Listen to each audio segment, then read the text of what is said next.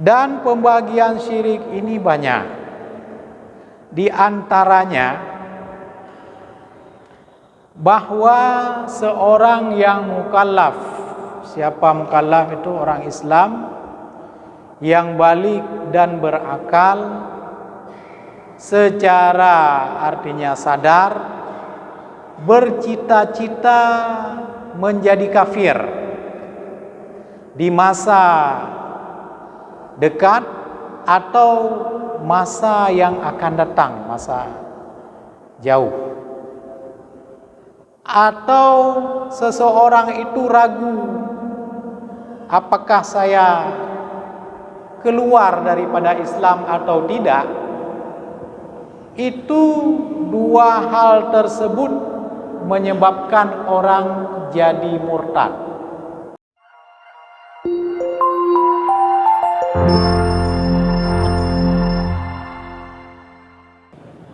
Bismillahirrahmanirrahim.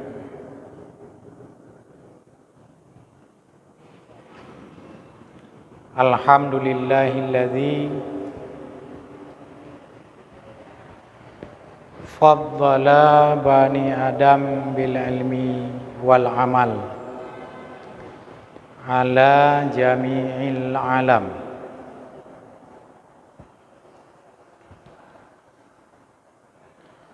Wassalatu wassalamu ala Muhammadin khairil arabi wal ajam wa ala alihi wa sahbihi yunabi'u ulumi wal hikam. Asyhadu an la ilaha illallah wahdahu la syarikalah wa asyhadu anna sayyidana Muhammadan abduhu wa rasuluh. Allahumma salli ala sayyidina Muhammad. Allahumma rabbi shrah li sadri wa yassir li amri wahlul 'uqdatam min lisani yafqahu qawli. Jamaah salat maghrib dan Aisyah yang dirahmati Allah, sambil meniatkan iktikaf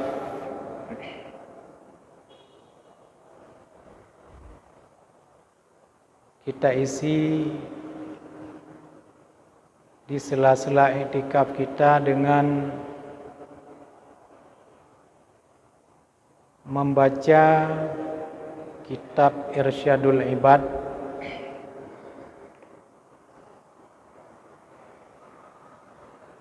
pasal tentang riddah, yang semoga kiranya dapat bermanfaat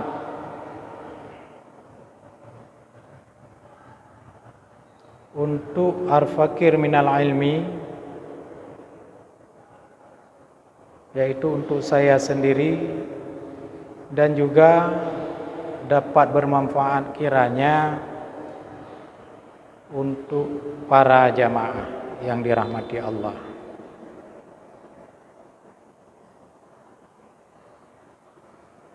Fasal ini membicarakan tentang seseorang menjadi murtad. Arti murtad, keluar daripada agama Islam.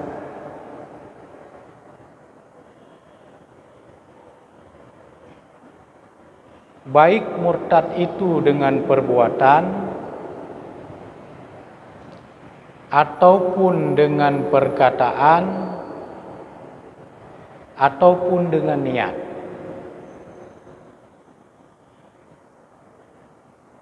Dan tidak ada seorang pun manusia yang bisa menjamin di akhir hayatnya tetap beriman.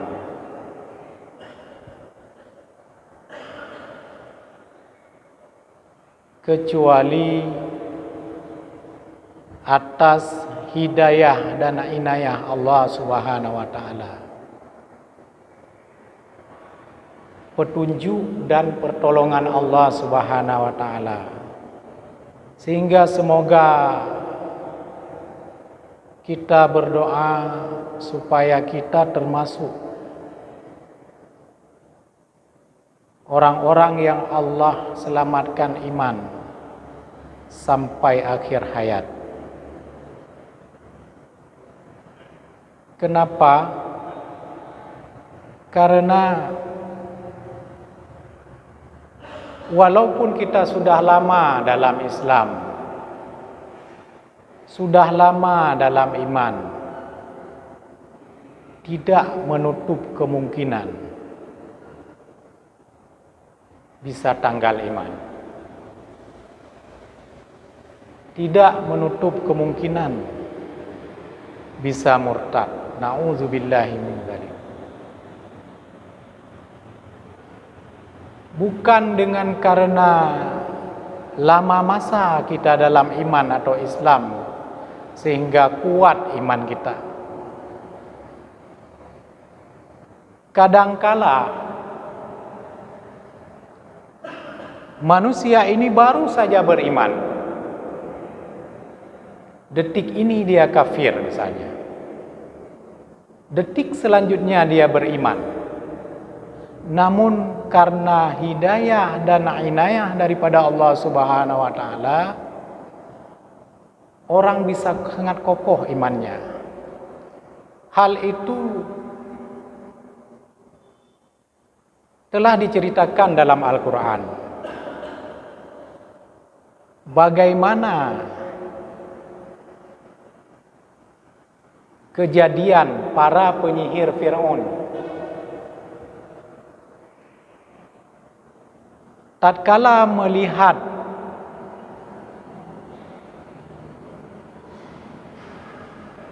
kekuasaan Allah melalui Nabi Musa. Di ketika itu juga penyihir Fir'aun itu jadi kuat dan sangat kokoh imannya. Dalam detik itu, padahal penyihir Fir'aun itu baru saja beriman kepada Allah Subhanahu wa taala. Melihat burhan atau mukjizatnya Nabi Musa alaihi salam. Manakala di ketika itu ular-ular penyihir itu ditelan oleh tongkatnya Nabi Musa yang jadi ular yang lebih besar. Sehingga pada saat itu mereka tertelungkup sujud karena melihat burhan. Apa arti burhan? Dalil bahwa Allah Subhanahu wa taala sangat kuasa terhadap segala sesuatu. Sehingga penyihir tersebut mengatakan, saya beriman dengan Tuhannya Musa. Di detik itu juga diancam oleh Fir'aun. Hai para penyihir, la usallibannakum fi juzu'in naqli, dalam Al-Quran diceritakan. Kalau kamu tetap membalik imanmu, beriman kepada Tuhan Nabi Musa, kamu saya sate di cabang kurma. Mereka tidak berbalik beriman kepada Fir'aun karena sebuah gertakan atau ancaman.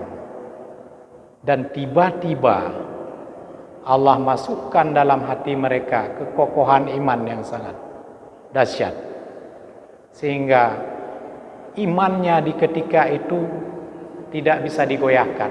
Padahal satu detik belum pun salat kepada Allah sekalipun, tapi bisa seperti itu. Juga kita mendengar cerita sebaliknya. Ada seorang yang bernama Barsisa yang sangat alim. di akhir ceritanya tanggal imannya. Itu menjadi pelajaran.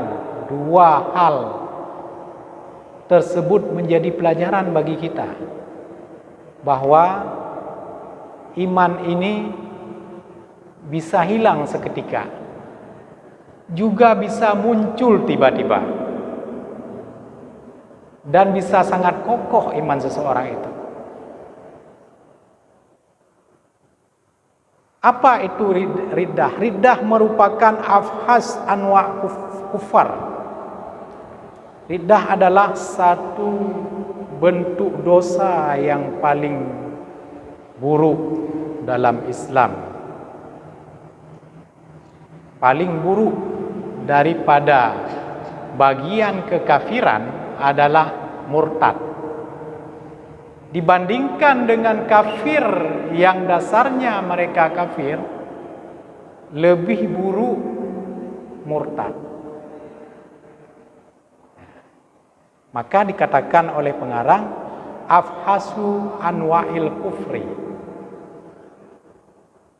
paling jelek daripada bagian kekafiran.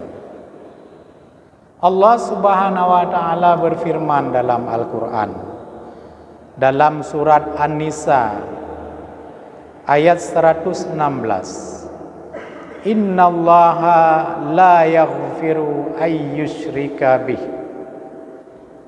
wa yaghfiru ma duna dzalik liman yasha wa may yusyrik billah faqad dhalla dhalalan ba'ida. Sesungguhnya Allah tidak akan memaafkan, tidak akan mengampunkan dosa orang syirik, dosa-dosa orang yang menyekutukan Allah. Dan Allah mengampunkan dosa orang yang tidak berbuat syirik.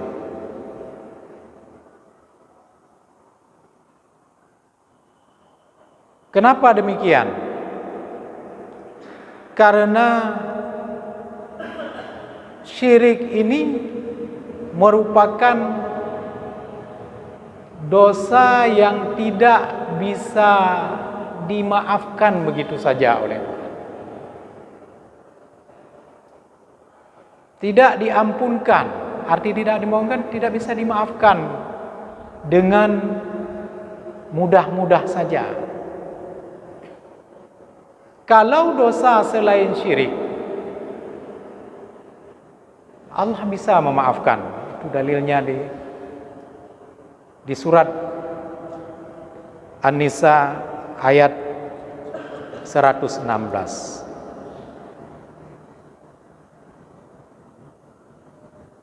Lalu ada sebuah hadis yang ditakhrijkan oleh Ibnu Majah dan Baihaqi dari Abi Darda.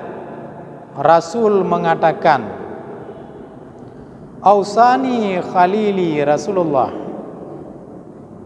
telah mewasiatkan daku oleh kekasihku, kata Abi Darda, yaitu Rasulullah, Allah tusyrika billahi syai'an, bahwa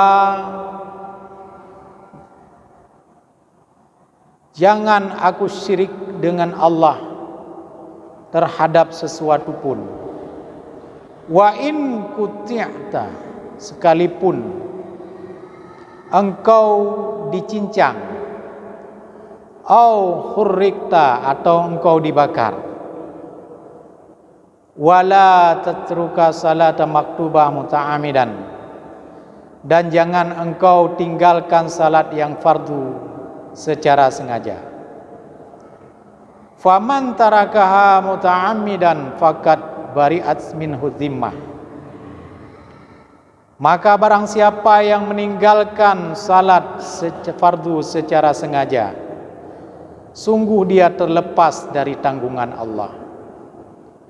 Wala tashrab tashrabil khamra, dan janganlah engkau minum khamar. Fa innahu miftahu kulli syarrin, maka sesungguhnya khamar itu adalah kunci setiap kejahatan. Dalam hadis ini, di awal hadis, Rasulullah telah berpesan kepada kita bahwa jangan kita berbuat syirik kepada Allah walaupun kita dicincang, walaupun kita dibakar,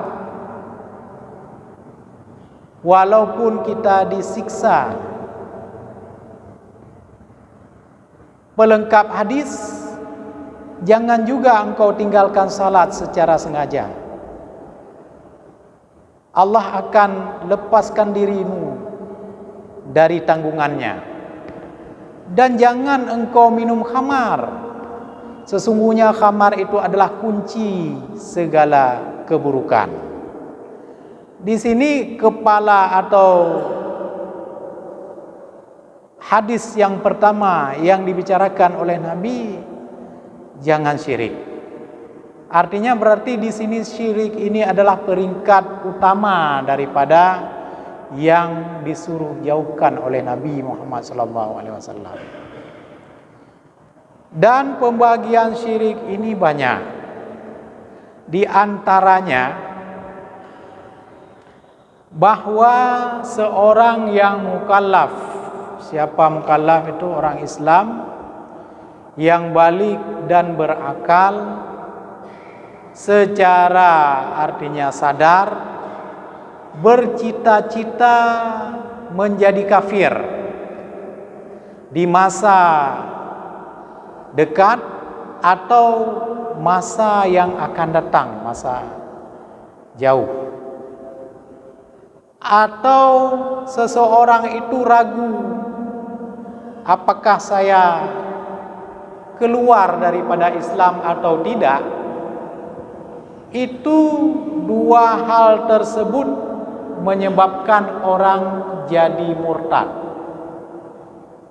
Seseorang bercita-cita menjadi kafir walaupun belum kafir, maka orang itu murtad. Atau dia meragukan agamanya, saya keluar dari Islam atau enggak, itu juga jadi murtad.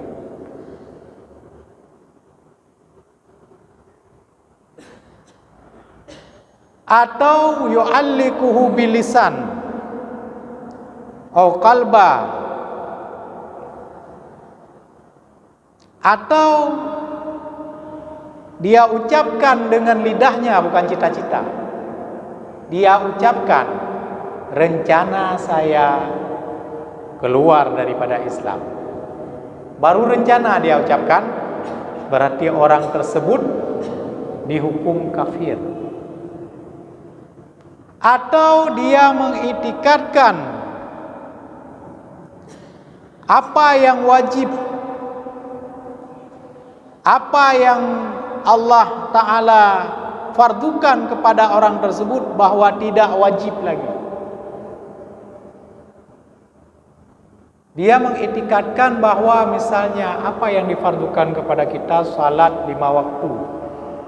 Kita iktikadkan bahwa salat 5 waktu itu tidak wajib, atau kita sudah dibebaskan karena kita sudah dekat dengan Allah, kita nggak wajib lagi.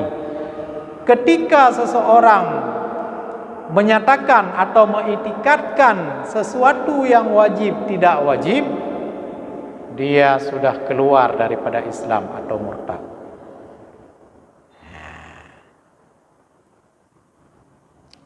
Selanjutnya, seseorang yang mengiktikadkan bahwa alam ini kadim,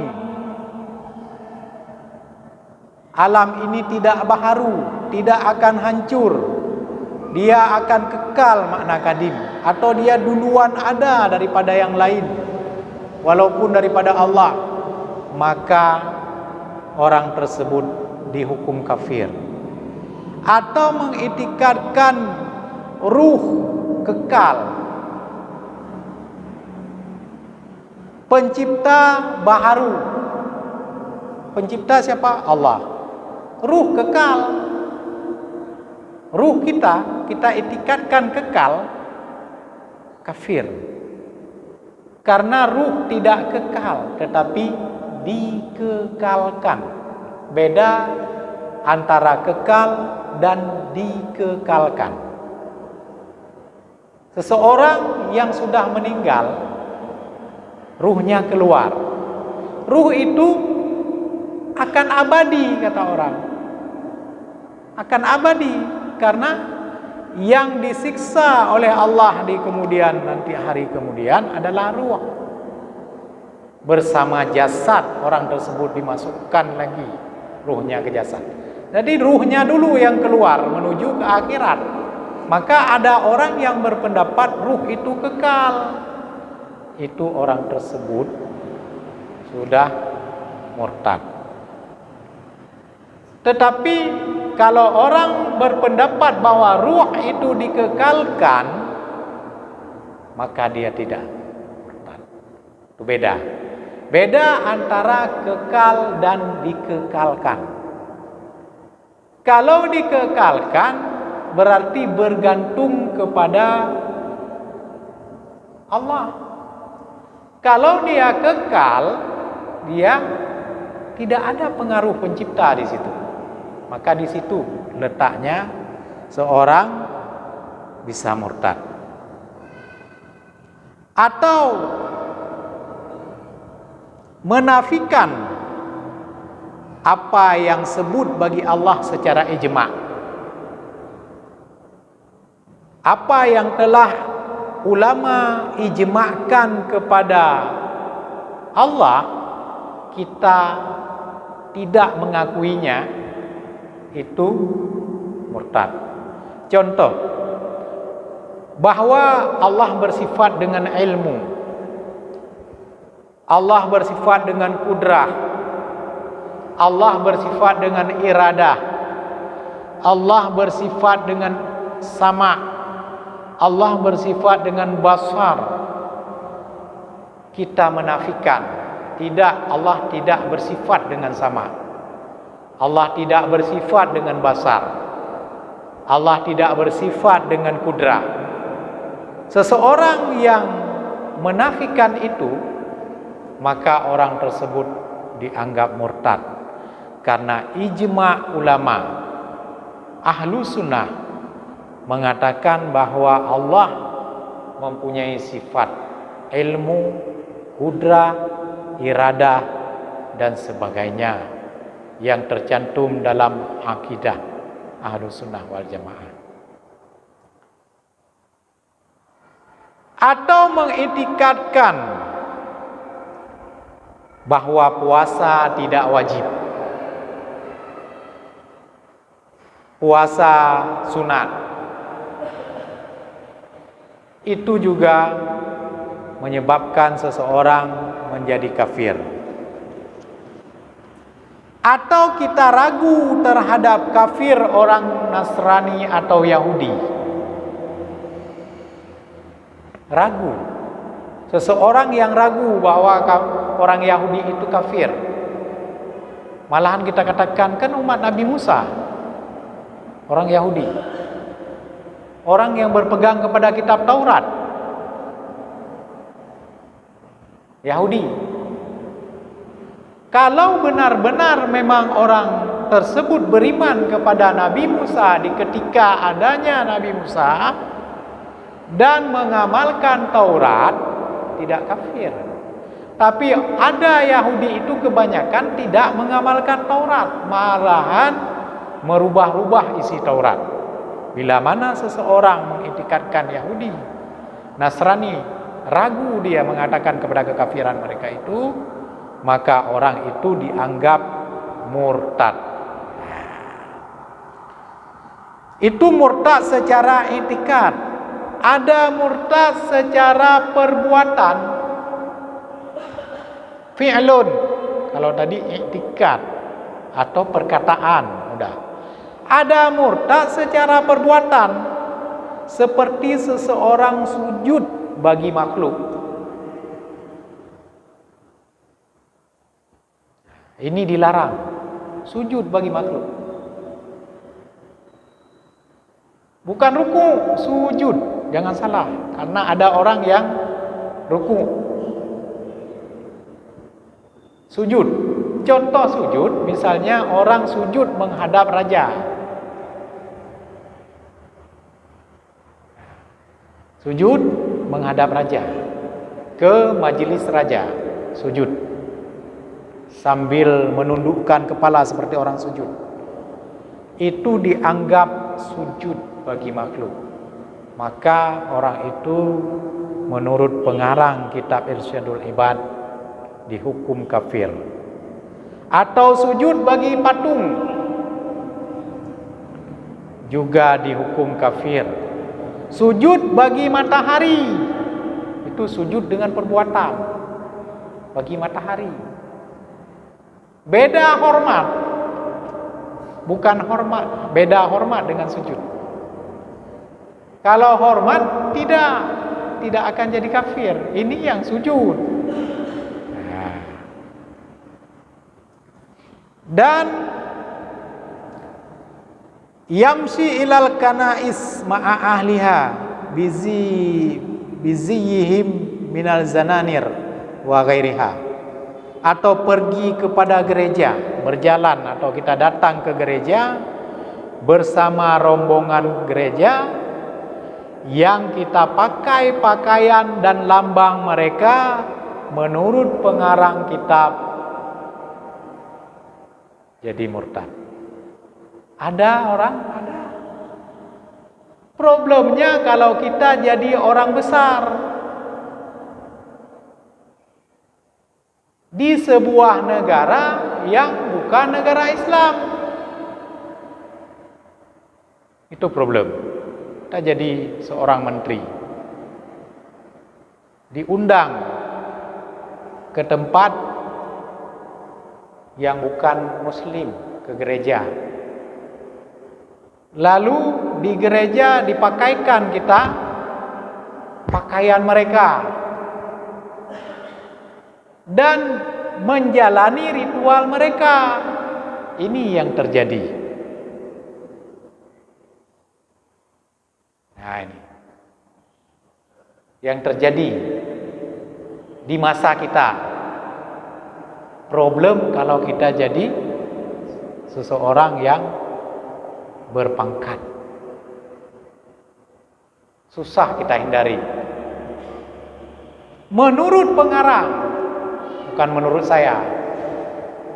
Menurut pengarang, orang tersebut dihukum kafir, murtad.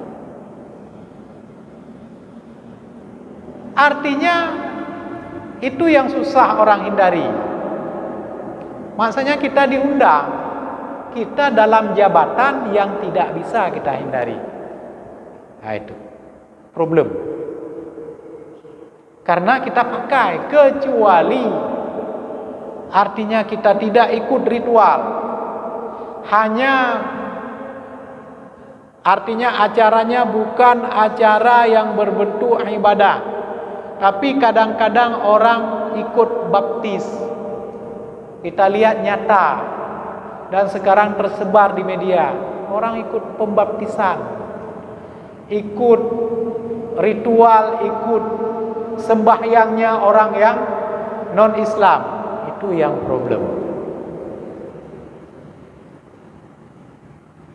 Nah, itu problem. Dengan dalih, hari ini dengan dalih, apa dalihnya? Artinya pluralitas. Kalau bahasa kerennya.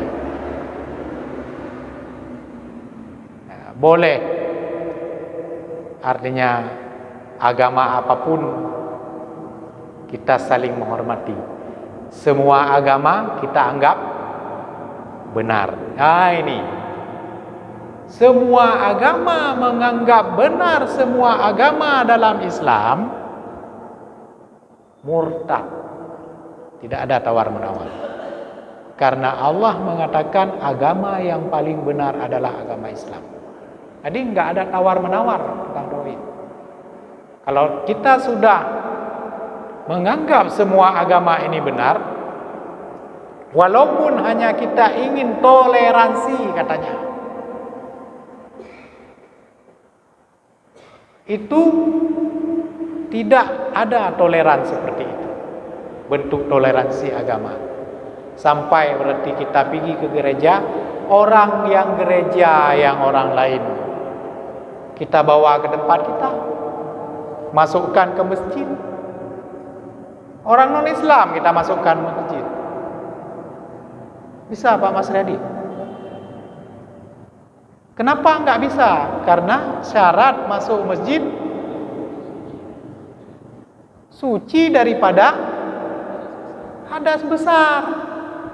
Kita masukkan orang dalam masjid, orang tersebut nyata-nyata bukan orang Islam, dengan dalih toleransi.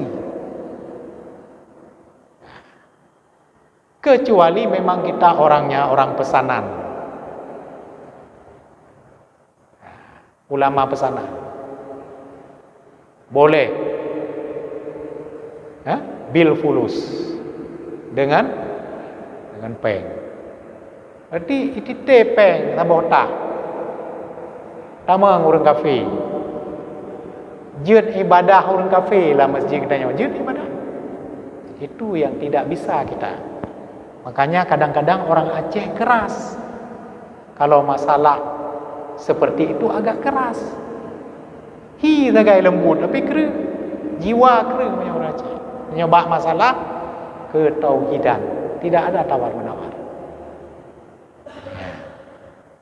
Itu nak rencana tak pertama.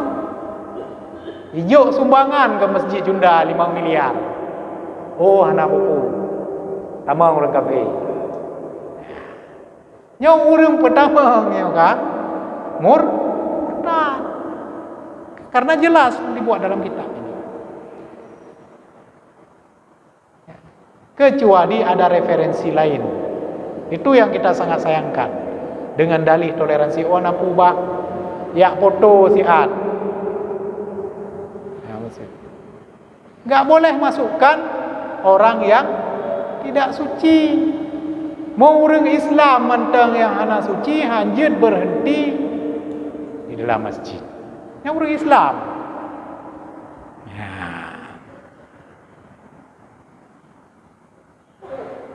Begitulah kira-kira. Karena untuk menyelamatkan iman ini sangat berat kadang.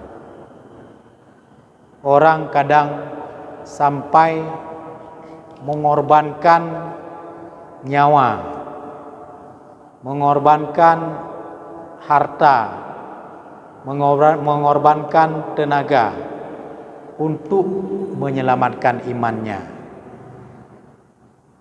Kita gampang-gampangan menyerahkan iman kepada orang kafir dengan dalih toleransi.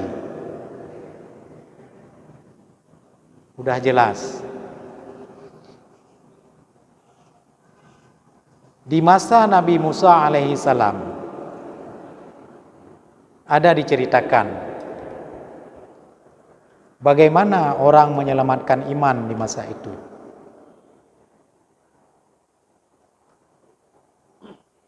Orang menyelamatkan di masa Nabi Musa alaihi salam, tawarannya kadang-kadang melepaskan nyawanya. Kenapa? Karena raja di ketika itu, rajanya raja zalim, rajanya Fir'aun. Jadi Fir'aun pada masa Nabi Musa itu bukan satu orang. Ada Fir'aun 1, Fir'aun 2, Fir'aun 3, sampai seterusnya. Mereka itu mewarisi kerajaannya. Di ketika itu kalau didengar oleh Fir'aun itu ada orang yang bertuhan kepada selain Fir'aun, dia disalib atau dibakar hidup-hidup.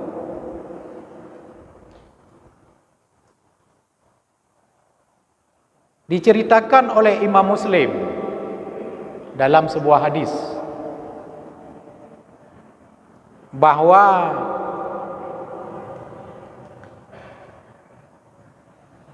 ada seorang menteri Fir'aun. Menteri Fir'aun itu penyihir. Ketika dia sudah tua, dia mengatakan kepada Fir'aun, "Hai Fir'aun, saya ini sudah tua. Saya butuh seorang pengganti. Kirimkan kepada saya seorang anak, biar saya ajarkan dia sihir." Ketika itu raja mengirim seorang anak kepada penyihir untuk diajarkan sihir. Ketika anak itu belajar kepada penyihir, dia lewat dari rumah seorang rahib, pendeta. Pendeta di saat itu, pendeta Muslim kalau kita, artinya orang yang beriman kepada Nabi Musa. Rahib namanya, orang beriman kepada kitab Taurat. Ketika dia lewat, mau belajar kepada ahli sihir, dia mampir dulu ke tempat pendeta tersebut.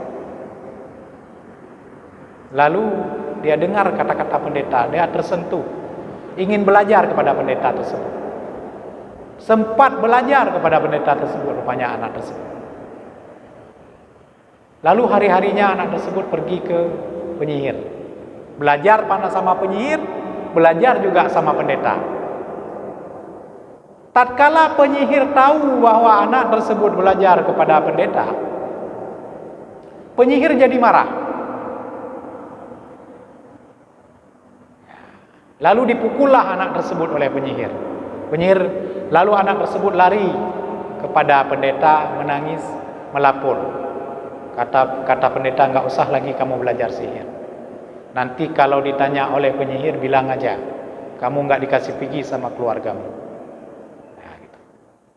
Kemudian dia belajar sama pendeta itu, diajarkan isi kitab Taurat, diajarkan tauhid kepada Allah Subhanahu wa taala supaya kuat imannya dan supaya jangan takut lagi kepada penyihir. Ketika satu hari dia melihat orang sedang berkumpul-kumpul di jalan. Ketika itu rupanya ada sebuah binatang besar, ada seekor binatang besar sudah menutup jalan. Anak tersebut ingin membuktikan apakah yang dikatakan oleh pendeta ini benar atau ahli sihir yang benar. Lalu dia berdoa kepada Allah, "Ya Allah, kalau seandainya benar apa yang dikatakan pendeta,